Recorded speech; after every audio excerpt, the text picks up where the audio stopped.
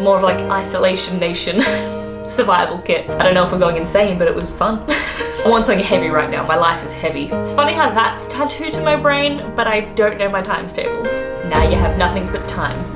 Hi guys, and welcome back to my channel. I hope you guys are having a wonderful isolation. Bambi has come to join us. If you're new around here, I am Yvette and I moved to the UK in May last year. Turning into a rapper, I say this so much. And I'm documenting my experiences, and my experiences at the moment are in isolation. So I thought, as I mentioned in my previous video, that it would be fun to just kind of go through the things that I'm doing to keep me sane, and maybe you guys can give me some recommendations as well, because at the end of the day we're all in this together, so any sense of community and connection at this point is great. Firstly, I washed my hair today for the first time in a week because I haven't gone out, and I thought you guys deserved a clean me. However, I couldn't be bothered to straighten it, so you get to see me in my natural hair in all its glory. So as you can see, quite curly. Gotta give this video a thumbs up if you didn't realize how curly my hair was. Yeah, it's very hit or miss. Sometimes I'll wear it curly, but very often I just straighten it because some bits are curlier than others, or like if you give this another half an hour to an hour of drying, it'll just like frizz out. And it's just really hard to manage, so I just straighten it because it's way easier. Now that we've addressed the elephant in the room, we can get into my recommendations. So, obviously, let's get off the bat. Netflix, movies, TV shows, everyone's going to be watching those 9 out of 10. So this is a good opportunity for everyone to catch up on any films they haven't seen, catch up on some favourites that you wouldn't normally allocate time to, start that TV series that you thought, like, I know a few people have been like Game of Thrones or Breaking Bad, or it was too much to catch up on and they didn't have the time. Now you have nothing but time. So I thought I would start this video off by doing some movie recommendations, some film recommendations. Firstly, last night I actually watched The Invisible Man. It was in cinemas, but now it's actually on Amazon, so you can hire it. I think it was like £16 to hire. And watch at home because obviously the cinemas are closed.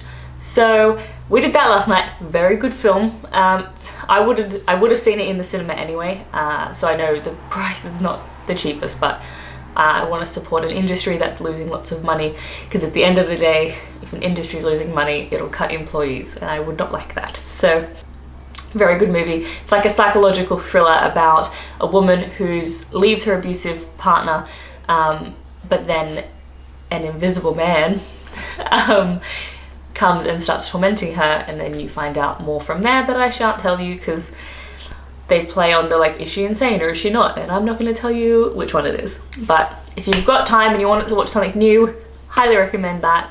They also have The Hunt, but I haven't watched that. I'm actually using this time to catch up on some old favorites, because like the ones I loved watching and watched a million times when I was like 12 years old was like The Princess Diaries. I can like recite that. Bring It On. I was literally singing the chant in the car the other day, like the awesome, oh wow, like totally freak me out, I mean right on, like that stuff. It's funny how that's tattooed to my brain, but I don't know my times tables. Obviously prioritizing things correctly there. So I'm gonna watch that. Also got Lizzie McGuire movie, classic. Haven't watched that in about 15 years. It'll be fun to get nostalgic and not like watch a film that's super like heavy. Do you know what I mean? Like Invisible Man was a thriller, but you know, some drama like Brooklyn or something. I want something heavy right now. My life is heavy. The world is heavy. I need something light, carefree, something nostalgic. So we're gonna watch some classics. Harry Potter, also 10 out of 10 would recommend for like that cuddly, warm, nostalgic feeling. Daniel's recommendation for the best comedy of all time was 21 and 22 Jump Street. They are so good. If you have not watched, I know you're probably going to look at it and think, Channing Tatum, that's a dumb film, that's a stoner comedy or something. I promise you, it's amazing. Funniest film to this day. 21 and 22, like the sequel was just as good. I'm surprised as much as you are. My three favorite films of like this year and the end of last year were Knives Out. If you can get a chance to watch Knives Out, it's got Chris Evans. It's about, I don't want to spoil it. It's kind of like an Agatha Christie style with Poirot. You know what I mean. But it's got Daniel Craig, and he plays a southern detective gone in to solve the murder of an old aristocrat to a gaming... Is it gaming? Am I mixing my movies up?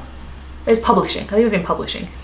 So yeah, he dies and they investigate the family, and that's so good. It is by Ryan Johnson, who loves to divert expectation, so I'm not going to say any more, but it has, yeah, everyone in it's amazing. It even has Toni Collette, so Australia pride. 1917, also a very good one if you get a chance to watch that. That's more of a traditional war film, but it's filmed in a way that it's looks like one single shot the whole time. But it's just a good war movie and makes you appreciate that although we might be in some hard times right now, it's still 1,000 times better than World War I and World War II. So sitting at home doesn't seem so bad. And last but not least for my movie recommendations is Parasite. Now, it won Movie of the Year at the Oscars. Listen, I don't want to be that person, but I loved Parasite before it got the Oscar. I like Korean films. Actually, I like foreign films because I find sometimes American films and British films, but you know, Western media can be quite predictable. Like you always know who's safe and you know that they can't possibly die because they're the lead character or whatever, or like that character, like they won't kill a child. They're like certain rules. But when you go to like foreign film, that's not the case. Even like Nordic noir, I love Nordic noir, Korean films, Japanese films, yeah, a lot of European stuff. French films I don't necessarily love as much because they're like emotional relationship and I'm like, this is boring. But you know the gist. So Parasite is about, I don't want to, like the less you know the better, but it is 100% worth the effort to read the subtitles. It is about a family who is poor and then they end up working for a rich family. And that's all I'm going to tell you. But it's funny, it's scary, it's nuanced, it has social commentary, it's very, very good. Acting is great, it's great. 10 out of 10. TV show recommendations. Now these are just my TV show recommendations of all time. These are my favorite shows. My number one, because I don't want you to click off and go to the next section. Number one, The Good Place. If you have not watched The Good Place, you're in luck because it is all on Netflix and it is all there. It is 4 seasons, I think. The first season, it's got Kirsten Bell in it, who I love. She dies and goes to heaven. However, she is a bad person and she shouldn't be in heaven. And then things start malfunctioning because she's not meant to be there. And then people find out and they're trying to keep her secret. And I can't tell you more, but it is my favorite show. It mixes philosophy, it mixes crude humor, like not crude, like toilet, not even toilet humor. It's just like straight funny. Like stand-up slapstick kind of humor, standard traditional humor mixed up with like philosophy concepts mixed in. It's got Ted Danson in it. It's so good. Oh my god. And the finale, when you get to it, I like cried and now I want a tattoo of a wave, which will make sense if you've seen it, but that wave speech I once said at my funeral. That's not a spoiler, the whole show is about death. Honorable mention is Community. Great TV show. It was so underrated when it was on. It's about these students that are at a community college, which is, I don't even know what the UK equivalent is. It's like TAFE to Australians, so like not university where you go for like skills, so like hairdressing, you get a certificate in hairdressing or whatever. It's like that building. And yeah, it's like a group of misfits that are all there and they've all got their own quirks, and it's one of those kind of like Seinfeld where it's about nothing, but it's the best. So Community makes me laugh out loud. It's amazing. I think it's made by the same person that makes The Good Place, so I clearly have a type. But it could also be, I have to look this up, I should do my homework. My next recommendation is Parks and Recreation, because you're expecting me to say The Office, and The Office is good, but we've all seen The Office. Parks and Recreation is what The Office was. Like, The Office existed so that Parks and Rec could exist, so it takes everything The Office had and makes it better. Don't come for me, I love The Office, don't get me wrong. I still kind of am in love with John Krasinski, but Parks and Rec has young Chris Pratt, Amy Poehler, April, is that even a real name? April, I think I've mixed, Ron Swanson is a whole, Aziz Ansari. There's so many people in it, and I don't want to explain it to you because the premise sounds so boring, much like The Office. You can't explain, it's all very character driven. It's kind of like SNL, but like a whole show. It's incredible. I think maybe go Marathon the first season, give it at least 2 seasons is all I'm saying. Like The Office, you gotta just ignore the first season and then wait till it finds its feet. My next recommendation is actually airing at the moment. It is Westworld. You can watch seasons 1 and 2 and then season 3 is airing. It is made by Christopher Nolan's brother, so if you know anything about Christopher Nolan, he made Inception, which should tell you a bit about the kind of films he likes to make. He makes like twisty-turny, hard to follow, massive concept films. So I'm sure you probably know about Westworld. There was an old 80s version and they've remade it, but the concept is that there is a theme park for people to attend where they get to go to the Wild West, called Westworld, and the robots are there and you get to do whatever you want to them, and then they start to gain sentience. And that's all I'm going to tell you, because I can't remember how much was like, I don't want to spoil anything. But the whole first season is a masterpiece and I love it. So season 2 gets a bit complicated. I go on YouTube and I watch breakdowns of everything because it's like I need to catch up and someone else has done all the hard work for me, but it's one of those ones that's hard work but very rewarding. And the cinematography is very good if you're into your filmmaking. Some sitcoms, Brooklyn Nine-Nine, Andy Samberg. Do I need to say any more? Terry Crews, here we are. I can't remember anyone else's name, but they're all amazing. Brooklyn Nine-Nine's still on at the moment. It's one of the funniest, it's gonna go down as one of the funniest TV shows of all time. It's amazing. Brooklyn Nine-Nine. I've just finished watching Outnumbered, which is a British sitcom, which I enjoyed.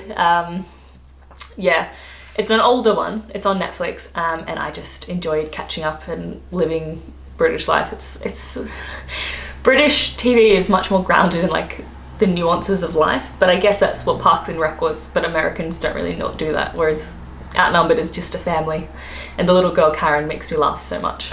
This list would not be complete unless I put Peep Show on, because I love Peep Show. It's iconic, you can never stop. That's a good rewatch show. I just have it on in the background. It's fantastic. David Mitchell, can't remember his name, Jez, but that's not his real name, can't remember his name. Same vein, IT Crowd. Once again, older show. It's really interesting now because it was based around technology, whereas technology's advanced so far.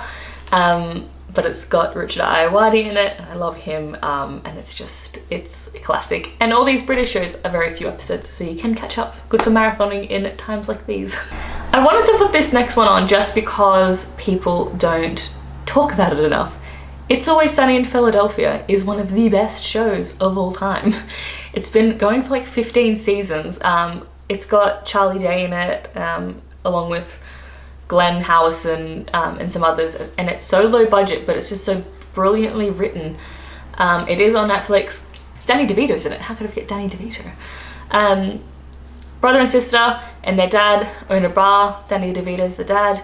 Then their friends, Mac and Charlie Day, and another guy, and they all own the pub. And it's very much a Seinfeld kind of situational, but a bit more absurdist than Seinfeld, a lot more crass than Seinfeld. But it's very much selling off the idea that these are the most awful people. You know how Seinfeld like made that about like they're all awful and that was the end of it? They're like not good people. That's the concept here. It's so well written. For example, there was an episode recently where the girl Dee gets a haircut and all the guys have a big opinion about it even though it doesn't affect them, and then they go out and start picketing the hairdresser for making bad haircuts, and you think that sounds really silly. The whole episode is an allegory for abortion, so like it's very like there's so many, and there's a whole other episode where they argue about labeling the bathroom because of like male female, the male can't go to female, and then who's more of a minority, and like they argue so much about like just labeling toilets, but it's so funny. You just trust me, just watch it. Once again, skip season 1, season 2. A lot of this is skip season 1. And my last one is a crime one, and that is Broadchurch. I'm sure you've all watched it, David Tennant, and it has, oh my gosh, what's her name, Miller? Oh my gosh, why can't I remember her name? She just won an Oscar for the Queen, the favourite. And she's in The Crown. You would know her. You'd know her if you saw her. They are investigating a small town murder of a child, and it's very like much of a whodunit, Midsummer Murders, but much more high production value. It's very good. I think it's on Netflix too. Okay, the shows I'm gonna watch that are new, 2, and I can't tell you my opinion because I haven't watched them yet, but I want to start watching Euphoria.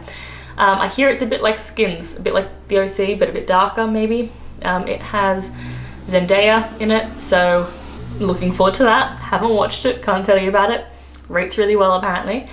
And the other one I want to start watching is Succession, which is supposed to be about like a Murdoch-esque Rockefeller dynasty family and the drama that goes with it. People rave about it, but I don't know much, so now's the time. Other things I'm doing, apart from TV, there is more.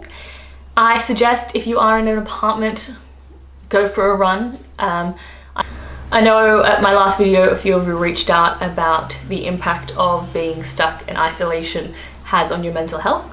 So some tips I have for that is go for runs, exercise, get the dopamine hit, can't talk today, and also getting out in the sun, getting out in the fresh air, get out into green space.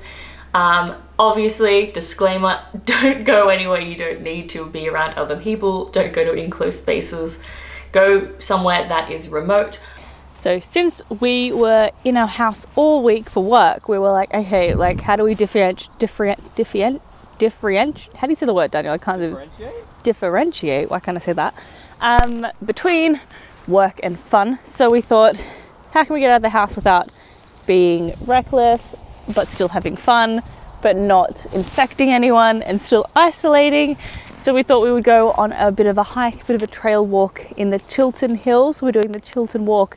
The weather is so nice today. It's a little windy, that's the parka, but really it's not that cold at all. And yeah, so get to explore all of the nice green hills, get outside and get some fresh air, get some nice vitamin D, all very important for your mental health. And I can't see another person, except for these two, that I can infect. So just being responsible. I went out to the Chitland Hills. Is it Hills? Chitland Trail? Chitland? I'm probably saying it wrong, you'll all tell me. But it's just like an area of natural beauty in the UK. There was no one around. It was beautiful farmland. It was so nice to just walk around in the sun and move my body a bit. And I feel much better for it. So if you have a car, if you have access, I recommend that. If not, go to your local common or park. Keep your distance, obviously. But at the end of the day, don't give yourself depression if you can help it. Do everything you can. I've also been playing tennis. So there's tennis courts near my house. So for the record, I have not got public transport or anything. I've not gone anywhere. I've literally walked out the back of my place to the tennis courts. It's not like I'm going near anyone, but tennis is a great social distancing sport because you're literally like 2 meters away from the person hitting a ball back and forth. So it's a good way to stay active, socialize a bit, but very much be at a distance. So yeah, tennis has been great distancing, social distancing for sport. Also just games, which sounds so silly, but like card games, board games, any games you like. We literally threw popcorn into a bowl in the kitchen. Like we were just sitting there like throwing it and seeing if we could get it in the bowl. And that was the game. And then Bambi got to pick up any extras that we missed. And it was like, I don't know if we're going insane, but it was fun. Also try and reach out and video call anyone you can. For me, it's great because everyone's at home in Australia, so I can just reach out to everybody. They have no excuses anymore. Also, I plan on learning a fair few TikToks because I'm just getting oddly addicted to TikTok, and it's only a matter of time until I've run out of things to do and I start learning all the dances, you know. Am I doing it? But the other major thing I've been doing is reading. So I'm sure you are like me. You buy more books faster than you read. At least I do. So I have a pile of books that I have not read. I have been working through my pile. So I've got some recommendations that I'm going to read, that I've read, etc. Firstly, I don't have a copy of it, but my favorite book that's non-fiction of all time is Sapiens by Noah Yuval Harari.